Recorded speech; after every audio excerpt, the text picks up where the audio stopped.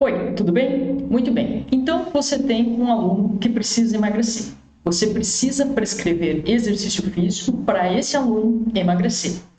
A gente fica meio confuso, né? É CIT, é HIIT, é aeróbico contínuo, é musculação, é funcional? O que eu posso utilizar para o meu aluno emagrecer de forma eficiente e de forma contínua? Esse é um principal problema que nós enfrentamos na nossa prática.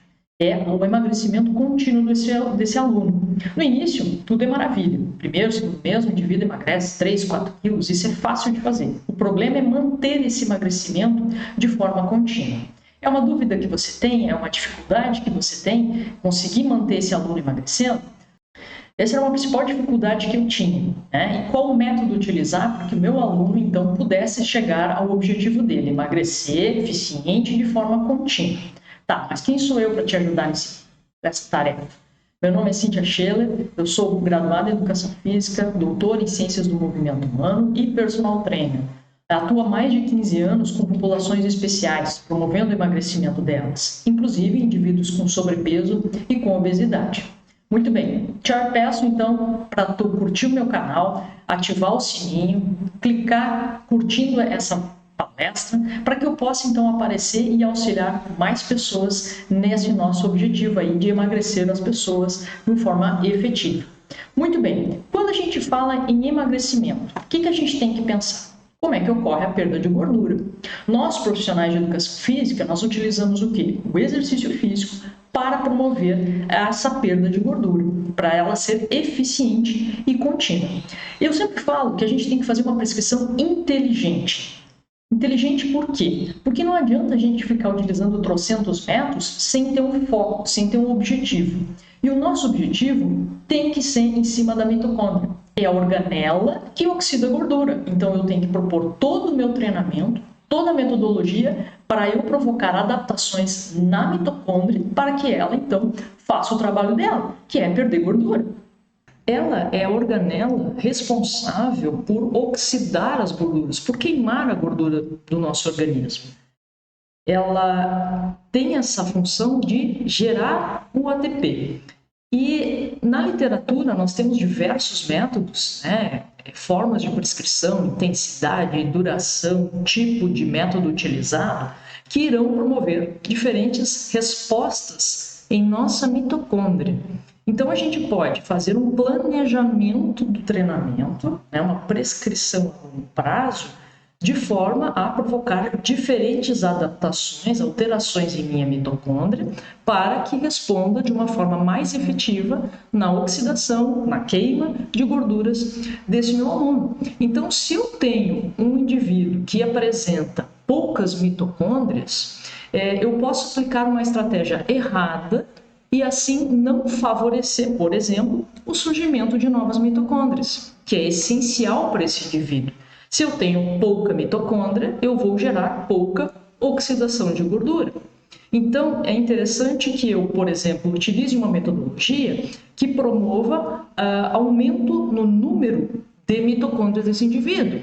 Em outro momento, eu posso aplicar uma outra metodologia que busca, então, fazer com que as enzimas que estão dentro da mitocôndria respondam de uma forma mais rápida, mais efetiva, ou que apresentem uma maior quantidade, que dessa forma otimize a oxidação de gorduras. Então é importante, veja só como a gente necessita entender os métodos de treinamento, as suas aplicações e as adaptações que esses irão fazer dentro da mitocôndria.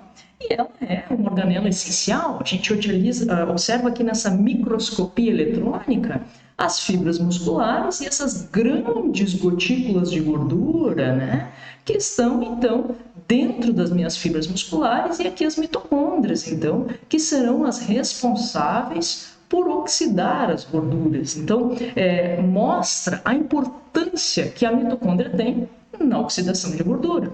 Então, não parece lógico para você que a gente faça métodos, aplique métodos, tipos de treinamento, intensidades, intervalos, variações, enfim, para provocar as diferentes alterações nessas organelas, para que eu possa, então, otimizar a oxidação de gordura desse aluno. Nessa palestra, eu estou abordando para você as respostas, né, que nós temos referente ao aeróbio contínuo, né, que é uma estratégia muito utilizada há muitos anos e eficiente, bem reconhecida em termos de perda de gordura, né? Por exemplo, numa pesquisa que eu fiz em 8 de dezembro, no PubMed, utilizando as palavras exercício aeróbio e perda de gordura, a gente observa que ele retornou 4.736 resultados e que essas informações iniciaram em 1969. Então, ele é um método eficiente, como vocês podem ver, comprovado cientificamente, e que a gente vai conseguir fazer com que o nosso aluno perca gordura. Não é nenhum achismo, é conhecimento científico bem fundamentado, tanto que se a gente fazer essas pesquisas, a gente vai observar que o aeróbio contínuo ele traz, né, muitos artigos falando sobre esse tema, que é um assunto já muito consolidado. E ele, com certeza, é eficiente na perda de gordura, na oxidação de gordura.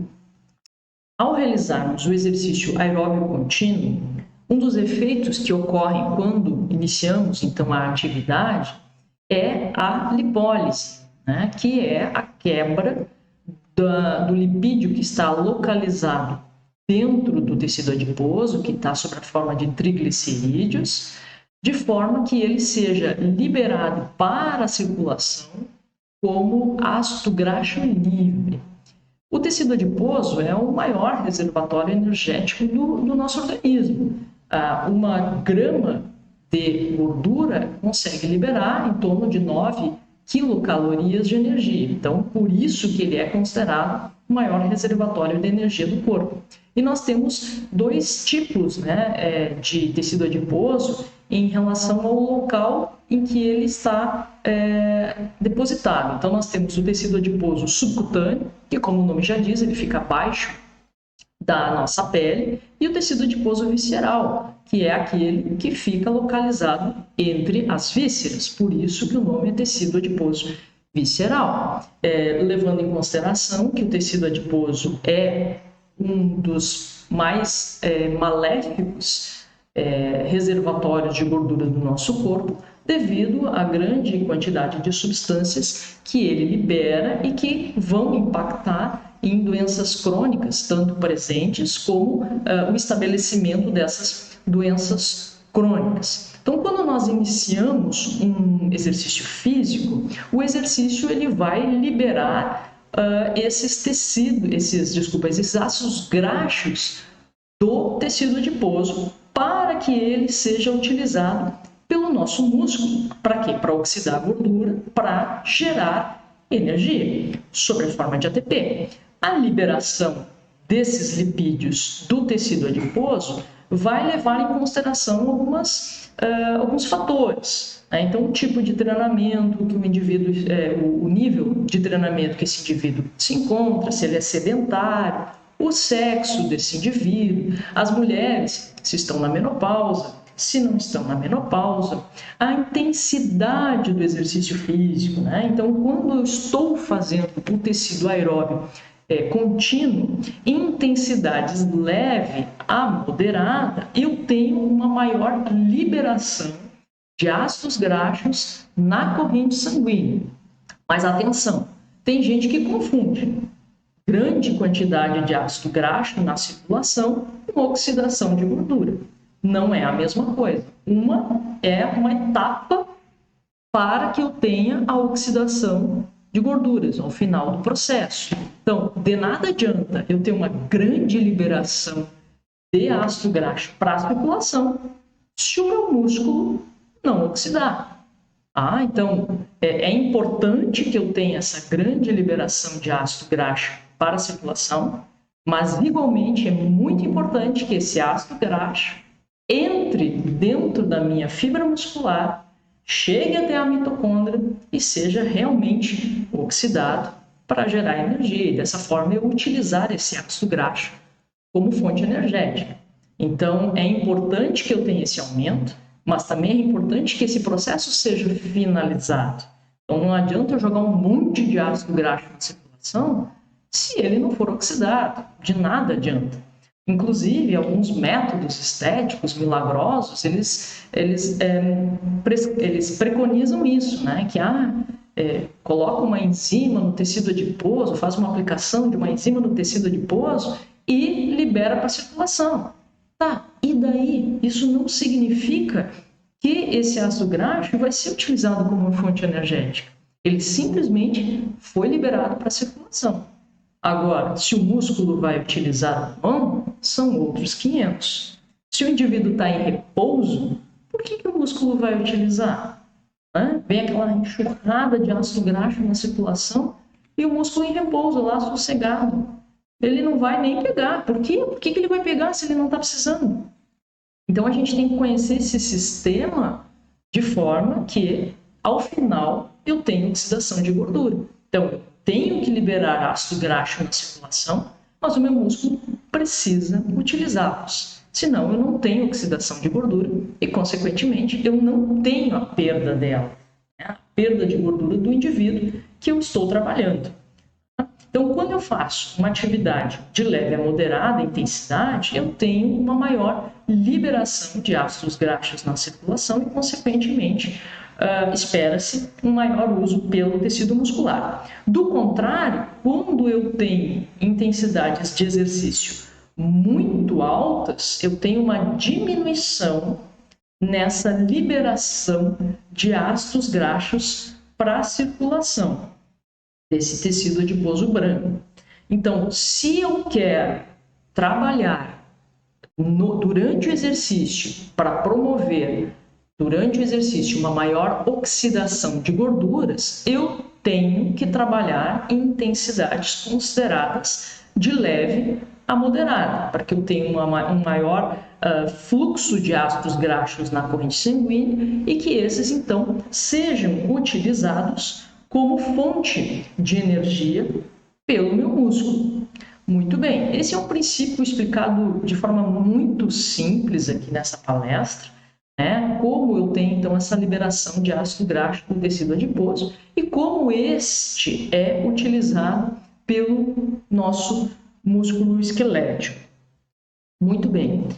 Como eu disse para vocês, o exercício aeróbico contínuo, ele consegue, então, promover perdas de gorduras. Já mostrei para vocês que no PubMed nós temos um grande número de publicações sobre esse assunto.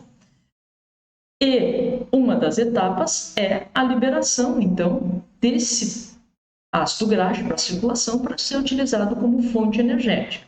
Então, quando, por exemplo, eu faço exercícios em que indivíduos que eram sedentários faziam bicicleta 3 vezes por semana, isso num treinamento de 12 semanas, eles faziam 45 minutos de bicicleta, numa intensidade em 70% da sua frequência cardíaca máxima. Então, o que a gente observa? Que pré-treinamento, eles apresentavam um percentual de 27% de gordura. Pós-treinamento, eles apresentaram, então, uma redução de 2% no seu percentual de gordura. Então, houve realmente, nesse estudo, uma perda de gordura após esse treinamento. E isso constituiu, então, em 2% no peso desses indivíduos, né? No percentual de gordura desses indivíduos. Outros estudos, por exemplo, que utilizaram diferentes atividades aeróbias contínuas, como, por exemplo, esteira, bicicleta, aquele remo, né? Um cicloergômetro de remo, né? Então, nesse tipo de estudo aqui, eles fizeram uma pesquisa durante 16 semanas. No repouso, então, aqui nós temos as diferentes variáveis que eles pesquisaram. Aí esses indivíduos eram submetidos a um treinamento de 3 vezes por semana, nesses diferentes tipos de exercício, 30 minutos, de 70% a 75% da sua frequência cardíaca máxima. Depois, na semana 8ª, eles mudavam o treinamento. Eles faziam 4 vezes na semana, o tempo era aumentado para 45 minutos e a intensidade para 85% da sua frequência cardíaca máxima. Muito bem, o que nós observamos, então? Que o percentual de gordura ele era em torno de 26%, na semana 8 ela reduziu para 24% e na semana 16 para 22,9% de percentual de gordura, tá? Então vamos arredondando aqui, mais de 3% de perda de gordura que esses indivíduos tiveram no treinamento. Então a gente observa que ao longo de um treinamento nós tivemos uma maior redução no percentual de gordura desses indivíduos fazendo um treinamento aeróbico. Então, como eu disse para vocês, são estratégias que nós utilizamos para promover a perda de gordura. Aqui eu mostrei para vocês 2 estudos somente, mas a gente podia ficar aqui o dia inteiro, 24 horas, e ainda vai faltar tempo, eu mostrando diversos outros exercícios que comprovam que o exercício aeróbico contínuo ele é eficiente na perda de gordura.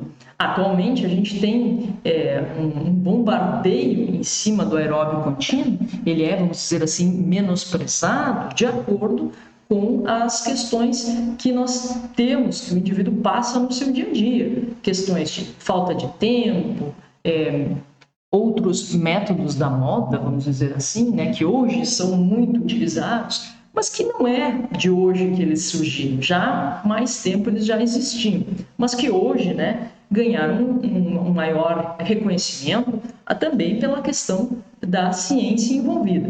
E eu não sou contra esses tipos de trabalho. São métodos diferentes que nós podemos obter para, então, chegar ao objetivo do meu aluno. E existem vários fatores que vão determinar o uso de uma ou de outra estratégia. Então, o gosto do aluno, o tipo de trabalho que naquele momento do meu planejamento do treinamento eu quero fazer. Então, eu posso trabalhar eles de diferentes formas. São ferramentas diferentes para que eu possa chegar ao objetivo do meu aluno. Eu não posso dizer que tal objetivo é mais efetivo, tal método é mais efetivo. Depende, existe uma série de variáveis que vão identificar se este método é mais efetivo para o meu aluno naquele momento. Então, isso a gente tem que levar em consideração. Assim como na musculação, por exemplo, nós temos diferentes métodos de treinamento, no exercício aeróbico também nós temos diferentes métodos de treinamento. E eu tenho vários momentos que eu posso utilizá-lo e vários fatores que vão determinar eu usar ou não este ou aquele método de treinamento. Então, não há um melhor treinamento. Há um melhor treinamento para aquele indivíduo naquele momento do treinamento que eu prescrevi para ele, certo? E o aeróbico contínuo, ele tem diferentes intensidades de trabalho que eu posso utilizar. Então, aqui, por exemplo, nesse estudo eu mostrei que os pesquisadores utilizaram, por exemplo, 70% da frequência cardíaca máxima, 85% da frequência cardíaca máxima em outro momento, mas o que determina eu modificar essas alterações nas variáveis, né? O que eu estou fazendo no corpo do indivíduo enquanto ele está fazendo o exercício físico, que eu consiga perceber essas alterações, né? Que eu consiga direcionar essas alterações para esse indivíduo, de acordo com essa intensidade. Então, este gráfico mostra a contribuição tanto de carboidrato como lipídio em relação ao gasto energético em diferentes intensidades de exercício, levando em consideração o percentual do VO2 máximo. Então, as intensidades do exercício elas podem ser classificadas como muito leve ou leve, aproximadamente 43% do VO2 máximo, moderada, de aproximadamente 43% a 63% do VO2 máximo. A intensidade vigorosa, intensa, né? Dos 63% a próximo dos 90% aproximadamente do VO2 máximo, e a máxima, então, que é a partir desses 90%, passando até dos 100% do VO2 máximo. O que a gente observa, então, que conforme a intensidade vai aumentando, e dentro de uma intensidade, de uma faixa de intensidade, nós observamos diferentes contribuições de carboidrato ou lipídio no uso do fornecimento de energia para o músculo, né? A utilização de determinado substrato como fonte energética. Então, aqui a gente enxerga que o traço vermelho refere-se ao carboidrato e o traço verde refere-se ao lipídio. Então, o que a gente observa assim, de um modo geral? Né? Que na intensidade muito leve a leve, eu tenho uma maior contribuição do lipídio, em torno ali, vamos supor, aqui, dentro dessa faixa, aproximadamente 60% do uso de lipídio como fonte de energia, contra uns 35, 40% ali, do uso de carboidrato como fonte de energia durante o exercício. Então, se nós utilizarmos uma intensidade muito leve, a maior contribuição para a geração de energia será feita pelo lipídio. Isto durante o exercício. Estamos analisando o efeito agudo. Quando eu passo para moderada, eu tenho uma troca dentro da faixa de intensidade. Então, inicia-se um maior uso do lipídio em relação ao carboidrato durante essa atividade, e ali em torno dos 50 e poucos %, eu tenho um cruzamento deles, eles chegam a se igualar, ficar 50% de carboidrato, 50% para o uso de lipídio como fonte energética. E depois desse ponto, elas trocam. Conforme a intensidade do exercício vai aumentando, eu vou utilizando mais carboidrato durante o exercício como fonte energética e vou reduzindo o uso de lipídio durante essa atividade. Então, eu posso utilizar esses percentuais de intensidade do VO2 máximo para determinar qual é o substrato, carboidrato ou lipídio que está sendo mais utilizado durante o exercício. Claro que nós temos fatores que vão influenciar o uso desses substratos, né? Então, a individualidade biológica, né? Então, cada indivíduo é diferente um do outro, questões genéticas, questões de sexo, questões do nível de treinamento do indivíduo. Então, o sedentário vai responder diferente do indivíduo treinado. Então, são pequenas variações que irão causar modificações na contribuição maior ou menor de carboidrato e lipídio durante o exercício. Claro que o que eu quero dizer com isso é que a gente não vai cravar, né, devido a esses fatores, qual é o substrato que está sendo mais utilizado. Porém, dentro dessas faixas, nós buscamos uma maior utilização de um sobre o outro. Talvez não seja 70%, talvez seja 72%, 73%, 74%. Dentro desses fatores que eu citei aqui, nós podemos então causar essa variabilidade na resposta deste efeito. Então, de acordo com a intensidade do exercício, que eu falei já para vocês, nós temos aqui um gráfico mostrando a fonte energética, o reservatório energético, de onde está sendo utilizado tanto carboidrato como lipídio.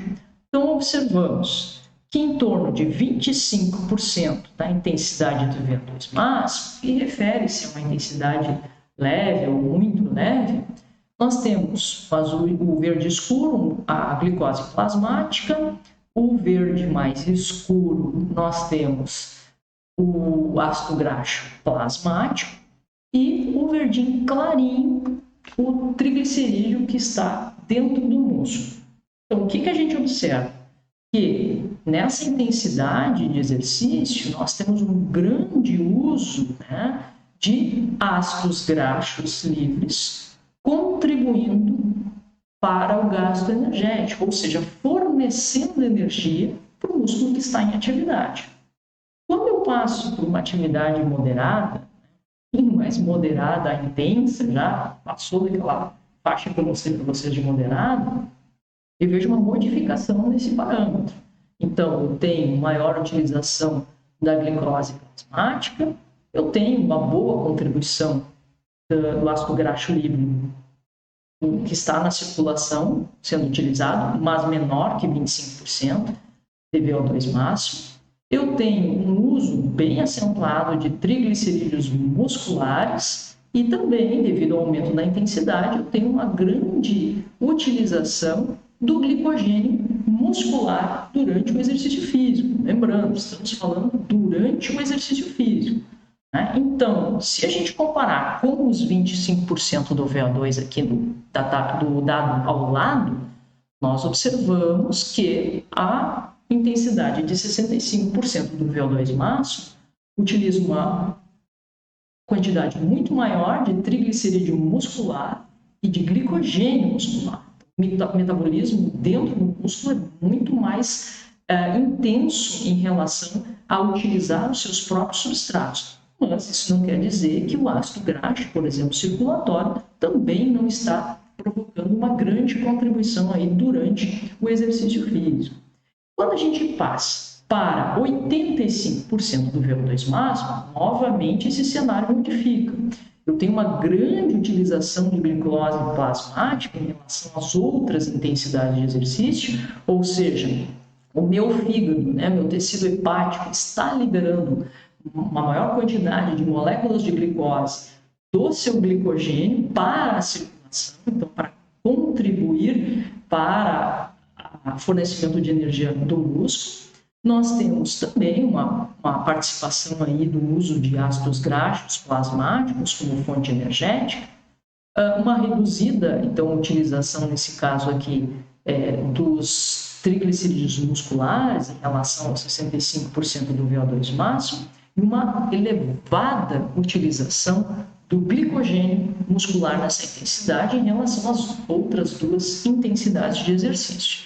Então, conforme nós observamos no slide anterior, esse aqui ele demonstra o reservatório que está sendo utilizado, mas ele mostra também a questão do uso maior de carboidrato lipídico, dependendo da intensidade do exercício. Então, por exemplo, em 25%, eu uso muito mais o ácido graxo plasmático do que nas intensidades de 65% e 85%. E conforme a intensidade ela vai aumentando, eu vou diminuindo o uso dessa fonte energética provinda do plasma. Dentro disso, nós também observamos que quanto maior a intensidade do exercício, maior é a contribuição das reservas de carboidrato, tanto em nível de glicogênio muscular, como também da glicose plasmática, que é fornecida pela quebra do glicogênio hepático. Então, no fígado, eu tenho a quebra do glicogênio para liberar as moléculas de glicose para a circulação sanguínea e, dessa forma, o músculo utilizar o exercício físico. Então, a gente observa como, dependendo da intensidade que eu prescrevo para o meu aluno, eu vou ter diferentes usos das reservas energéticas, basicamente carboidrato e ácido graxo, sendo utilizados durante o exercício para fornecer energia para o meu músculo esquelético. Então, você pode prescrever o exercício do seu aluno baseado no percentual da intensidade do exercício físico. Então, aqui eu tenho uma tabela adaptada do estudo, de uma revisão do American College, que mostra a intensidade do exercício, o percentual do VO2 máximo utilizado para a prescrição e o substrato utilizado durante essa intensidade. Então, a gente observa aqui que uma atividade muito leve, abaixo de 37% do VO2 máximo, nós vamos utilizar um maior percentual de lipídios. Né? Leve, de 37% a 45% do VO2 máximo, também continuamos usando lipídios, uma maior quantidade. O moderado, de 46% a 63% do VO2 máximo, a gente tem uma dependência da intensidade. Intensidades mais baixas, nós vamos usar mais lipídios. Intensidades mais elevadas, nós vamos usar carboidratos. Uma intensidade mais vigorosa, até 90% do VO2 máximo, carboidrato, em maior percentual. E máximo, próximo da máxima, acima de 91% do VO2 máximo, então maior ainda será a contribuição do carboidrato. A gente tem que lembrar que quando a gente inicia um exercício físico, mesmo na intensidade mais leve, muito leve, eu inicio utilizando carboidrato. Posteriormente, à medida que a atividade avança, então, eu vou tendo uma redução na utilização do carboidrato, um aumento na contribuição de lipídios. Tá? Muito bem, mas aí tu vai me perguntar, né? Vai dizer, mas na prática é difícil a gente utilizar o VO2 máximo, né? O ideal mesmo é que a gente faça aquele teste de laboratório, com a máscara coletando gases para determinar o VO2 máximo do indivíduo. Ou também, uma outra forma é utilizar as formas indiretas, os testes indiretos, para que tenhamos o valor do VO2 máximo. Mas existem formas ainda mais fáceis, né, que a gente utiliza para prescrever o exercício e que a gente vai prescrever o exercício de acordo com o substrato que eu quero que o meu aluno utilize durante o exercício físico. Né? Bom, eu peço para você me dar um joinha aí no YouTube, para o meu vídeo alcançar mais visualizações, para eu liberar essa tabela. Né? Então, você me ajuda e eu te ajudo. Né? Então, deu o joinha? Então, vamos lá. Essa tabela, uma tabela novamente adaptada do American College, né? E você observa outras variáveis de prescrição. Então, além daquelas que eu falei, em termos de VO2 máximo, intensidade do exercício e substrato utilizado, nós observamos aqui a presença do percentual de frequência cardíaca de repouso, do método de Carvan, e o percentual de frequência cardíaca máxima. Tá? Então, a gente observa que em 37% do VO2, eu tenho 57% da frequência cardíaca máxima e menos de 30% da frequência cardíaca de repouso. 30 percentual. O VO2 máximo de 37 a 45, 57 a 66 a 63 percentuais da frequência cardíaca máxima e de 30 a 39 percentuais da frequência cardíaca de reserva. Tá? Os lipídios e os carboidratos, de 46 a 63% do VO2 máximo, eles são convertidos então para 64 a 76% da frequência cardíaca máxima ou 40 a 59 do percentual da frequência cardíaca de repouso. A vigorosa, de 64 a 90 a 77 a 95% da frequência cardíaca máxima e a 60 a 89% da frequência cardíaca de reserva. E acima de 91% do VO2 máximo, eu utilizo acima de 96% da frequência cardíaca máxima e acima de 90% da frequência cardíaca de repouso. E posso, então, utilizar essas percentuais de frequência cardíaca, tanto máxima como repouso, para observar, então, o tipo de substrato que eu vou estar utilizando durante o exercício. Muito bem, mas daí chega outra pergunta. Como eu calculo, por exemplo, a frequência cardíaca máxima? A gente sabe que, popularmente, né, a utilização da fórmula de 220 menos a idade. Porém, existem muitas críticas em relação a ela. Né? Tanto de que ela não foi feita uma pesquisa nela, existe um artigo do Roberts, se eu não estou enganado, que ele explica essa questão, né, de como surgiu essa questão da fórmula 220 menos a idade. E outros estudos, como por exemplo o do Tanaka, de 2001, ele mostra o quanto ela não é precisa, principalmente em algumas idades, algumas faixas de idade. Então, além da frequência cardíaca de Carvon, eu também oriento utilizar a frequência cardíaca de acordo com Tanaka, que também é simples de fazer, né? Não é uma equação muito complicada. A gente utiliza o 208 menos 0,7 multiplicado pela idade do indivíduo. Então, a partir dessa forma, eu tenho a frequência cardíaca máxima do indivíduo. E, a partir de aplicações de regra de 3, eu consigo, então, chegar a diferentes percentuais da frequência cardíaca máxima desse indivíduo para que eu possa, então, realizar a prescrição desse exercício físico. E como eu falei em mitocôndria, eu venho a esse slide, melhor dizendo, que fala sobre as adaptações que nós temos em relação à mitocôndria, né? Esse artigo, basicamente, ele fala sobre a questão do músculo do indivíduo mais envelhecido, mais idoso, em resposta ao treinamento, mas que a gente pode passar essa informação para outros grupos, né? Às vezes um indivíduo jovem, sedentário, passa 10 horas do dia com uma carga de trabalho muito intensa, muito tempo sentado, como é que você acha que vai ser essas mitocôndrias dele, né? As qualidades de mitocôndrias, né?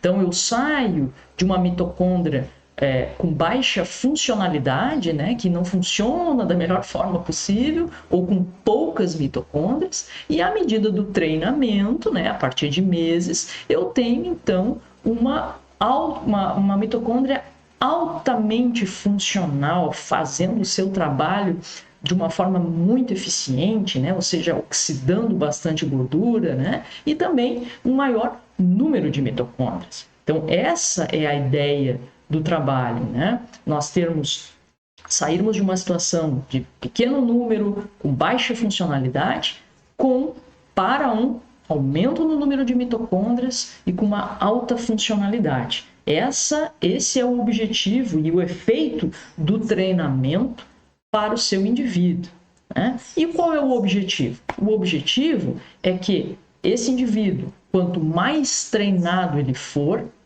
certo? E quando ele, por exemplo, estiver em situações em jejum, e o que eu quero dizer em situações em jejum é que ele não precisa ficar 12 horas em jejum, mas à medida que, por exemplo, o tempo vai passando da última refeição, ele vai aumentando o uso de gorduras como fonte energética em repouso, vamos dizer assim, nas suas atividades diárias, e utilizando uma maior oxidação de gorduras, né? Então, a gente vai ter uma melhor oxidação de gorduras, mais robusta. O corpo vai começar a preferir utilizar mais gordura, né? E aqui eu dou mais uma dica para vocês, então.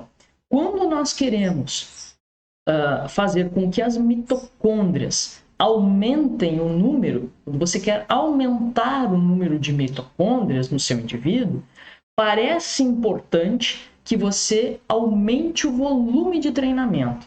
Então, assim, não é um ponto que a gente pode ainda, que a ciência consegue comprovar 100%. Ainda há poucos estudos, muitos estudos em animais, né? Melhor dizendo, alguns estudos em animais, a diferença nos tipos de treinamento realizados, por exemplo, nos estudos, mas parece que quando você aumenta o volume de treinamento, você está estimulando a aumentar o número de mitocôndrias do seu indivíduo. Não adianta, se você quer que o seu indivíduo emagreça, ele perca gordura, você tem que estimular a mitocôndria. É a máquina que vai utilizar o lipídio, a gordura, como fonte energética. Então, não parece lógico para você que nós temos que estimular um aumento no número dessas mitocôndrias ou fazer com que elas fiquem mais funcionais, que elas respondam de forma mais eficiente ao treinamento? Parece lógico, né? Então, é esse caminho que você tem que ter e pensar, aumentar o número de mitocôndrias e fazer com que elas se tornem mais eficientes. Se eu, então, né, com essa ideia de que para mim aumentar o número de mitocôndrias, tenho que favorecer um aumento no volume de treinamento, isso não significa que você vai ter que passar a sua hora de trabalho ou mais tempo do aluno colocando o indivíduo para fazer, sei lá, 40, 50 minutos de trabalho aeróbico. Existem outros fatores que são importantes a gente levar em consideração para, por exemplo, não fazer um trabalho tão longo para esse indivíduo. O aumento de volume de exercício não necessariamente ele passa para um aumento do tempo de atividade, mas, por exemplo, por um aumento do número de inserções desse tipo de atividade ao longo da semana do indivíduo. Então, você pode, por exemplo, trabalhar com ele, quando ele está com você, né? Trabalhar esse aumento de volume, e você também pode incentivá-lo a fazer esse tipo de trabalho quando você não está presente, né? Ou seja, em outros horários, no ambiente de trabalho que você atua, ou então até mesmo na rua, né? Agora é verão, então facilita isso, a gente está então indo para a rua, para caminhar na rua e estimular esse aumento, esse volume do trabalho aeróbio, né? Fazendo trilhas, andando de bicicleta. Existem então tantas alternativas saudáveis e prazerosas, né, que a gente também pode levar em conta para melhorar tudo isso. Mas, como eu disse para vocês, nós temos que prescrever o exercício buscando a oxidação, o emagrecimento desse indivíduo. Então, pessoal, eu estou lançando um curso que utiliza o aeróbio contínuo para o processo de emagrecimento. Neste curso, eu abordo as adaptações agudas e subagudas, ou seja, as alterações que ocorrem durante e nas horas seguintes após o término do exercício físico, nas diferentes intensidades de exercício físico. A proporção de lipídios e carboidratos utilizados nas diferentes intensidades de exercício físico. Ou seja, de que forma eu posso prescrever o meu exercício físico para que o meu aluno tenha maior utilização ou de carboidratos ou de lipídios durante e logo após a prática do exercício físico. Como eu posso potencializar para que ele, por exemplo, perca uma maior quantidade de lipídios. Quando irão ocorrer as adaptações crônicas, de que modo e como isso vai impactar o exercício que ele realiza diariamente ou com você sob a sua supervisão. A prescrição das diferentes intensidades de exercício físico e suas variabilidades no estímulo.